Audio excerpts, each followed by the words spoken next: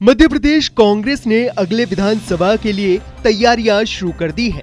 Booth level पर agent नहीं होने की शिकायत पर गंभीरता से ध्यान दिया जा रहा है। मध्य प्रदेश में 2023 के बनाए गए 61,000 बूथ लेवल एजेंटों में से 50,000 को बदलने की तैयारियां हैं। दरअसल मध्य प्रदेश में आगामी विधानसभा चुनाव को ध्यान में रखते हुए कांग्रेस ने बूथ स्तर पर एजेंटों की पूरी समीक्षा शुरू कर दी है। पार्टी के लिए बड़े झटके की बात ये सामने आई कि 61,000 में से करीब 50,000 बूथ लेवल एजेंट बदलने की तैयारियां हैं। इसमें से 3,000 ऐसे एजेंट हैं जिन्हें कांग्रेस अपना समझती थी, लेकिन वो भाजपा में शामिल हो चुके हैं। सबसे अधिक एजेंट विदिशा और रायसेन जिले से भाजपा में शामिल हुए हैं। ये खुलासा तब हुआ जब मतदाता सूची पुनरीक्षण के लिए बनाई गई। टीम ने कांग्रेस के 61,000 बीएलए का वेरिफिकेशन किया। ये प्रक्रिया 14 अगस्त को पूरी हुई। अब कांग्रेस विचारधारा के कट्टर समर्थकों को जिम्मेदारी सौंपकर 49,000 एजेंटों को बदलने जा रही है। इसके अतिरिक्त 1,000 नए एजेंट भी बनाए जाएंगे ताकि आगामी विधानसभा चुनाव में सभी 62,000 बूथ सक्रिय रूप से तैयार हो सकें। एमपी में कांग्रेस ने शुरू किया बीएलए वेरिफिकेशन। विधानसभा चुनाव के लिए बूथ लेवल एजेंटों की सूची का वेरिफिकेशन होगा।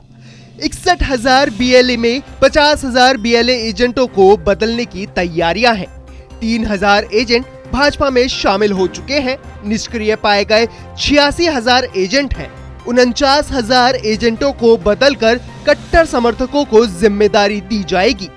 1,000 नए एजेंट बनाए जाएंगे ताकि कुल 62,000 बूथों पर सक्रिय एजेंट हो सकें। 70 जिला प्रभारी, 230 विधानसभा प्रभारी और करीब 1,000 कार्यकर्ताओं की टीम को कार्यरत किया जाएगा। अखिल भारतीय कांग्रेस कमेटी ने गुजरात और मध्य प्रदेश को संगठन सृजन का पायलट प्रोजेक्ट बनाया है। कांग्रेस मतदाता सूची पुनरीक्षण कार्य के प्रभारी ललित सेन ने बताया कि वो 23 सितंबर तक 62,000 सक्रिय बीएलए की फाइल की सूची निर्वाचन आयोग को सौंप देंगे। प्रदेश में हम अभी हमारा बीएलए का वेरिफिकेशन चल रहा है हमारी टीम के द्वारा, तो एग्जैक्ट नहीं बताएंगे, मगर ये तो एक सामान्य सी प्रक्रिया है। बीएलए बहुत छोटी इकाई होती है मोहल्ले और वार्ड में, तो उसका जाना, नाराज होना, अस्वस्थ होना, मृत्यु होना, ये सब सामान्य प्रक्रिया है और ये चलती रहती, तो उसका वेरिफिकेशन चल रहा है। सर 61,000 के करीब बीएलए है, इसमें से आप लोगों को सक्रिय कितने नजर आए अभी पूरे इसके अंदर? देखिए 61,000 नहीं, 65,523 बीएलए थे लोकसभा के टाइम, जो अब पहले 1,500 पर बूथ था, जो अब 1,200 पे हो रहा है, तो ये बढ़ जाएंगे। उनमें से तकरीबन हमने 62,000 करीब माननीय कमलनाथ जी के टाइम जो बीएलए बनाए थे और नियुक्त किए थे, हमने अब निर्वाचन आयोग की साइट पे अपलोड भी किए थे।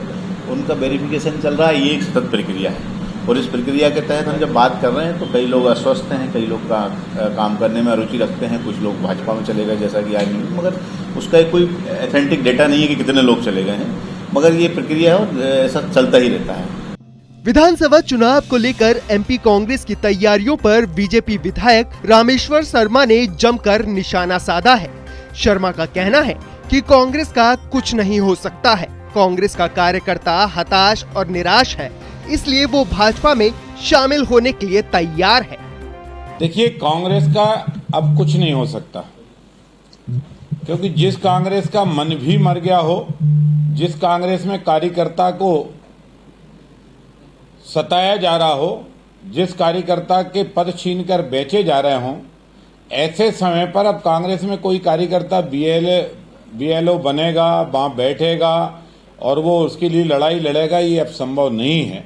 क्योंकि कांग्रेस ने अपने कार्यकर्ताओं का जितना अपमान किया है, शायद हिंदुस्तान की राजनीति में इतना अपमान किसी का भी नहीं हुआ है। इसलिए अपमानित कार्यकर्ता, मायूस कार्यकर्ता, नेताओं की गुटबाजी का शिकार कार्यकर्ता, पदों की छीना झपटी से परेशान कार्यकर्ता, कुल मिलाकर अब कांग्रेस में कोई कार्यकर्ता नहीं रहेगा जो कार्यकर्ता दिखे। अब तो जितने भी रहेंगे सब कपड़े फाड़ नेता रहेंगे। अब देखना ये होगा कि कांग्रेस इस तैयारी के साथ कितनी मजबूती से आगामी विधानसभा चुनाव में उतरती है और भाजपा के बढ़ते कदमों का मुकाबला किस तरह से वो कर पाती है।